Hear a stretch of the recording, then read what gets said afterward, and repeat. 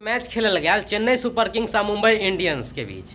Mumbai Indians पहले batting करत 9 wicket पर 155 run बनेलक आ शुरुआते में पता चल गया छल कि मैच मुंबई जीते वाला नहीं है, लेकिन तैयो बढ़िया संघर्ष केलक।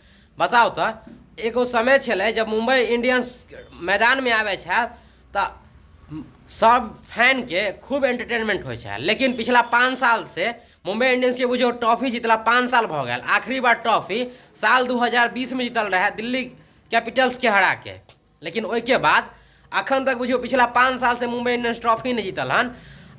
रातों वाला मैच में बुझियो मुंबई इंडियंस जना लगल कि एकदम अब वो पावर नहीं रहल जे कि पहले चले मुंबई इंडियंस में।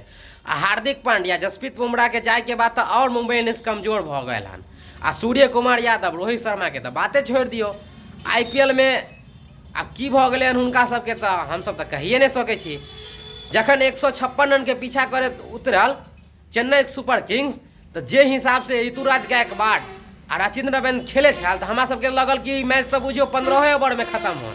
लेकिन मुंबई इंडियंस के जे नया खिलाड़ी है विनेश, बाप रे बाप एते नीक बॉलिंग केलक, लेकिन मजा आ गया मुंबई आ चेन्नई के मैच देख के। आखिरी ओवर में रचिंद्र रविंद्र छक्का मार के जिता दिलक, लेकिन मजा आ गया। वो अलग बात यह कि धोनी के बैटिंग देखे के नहीं मौका मिलल हमरा सबके, लेकिन तैयो नीक मैच रहल, बुझे छिए ना।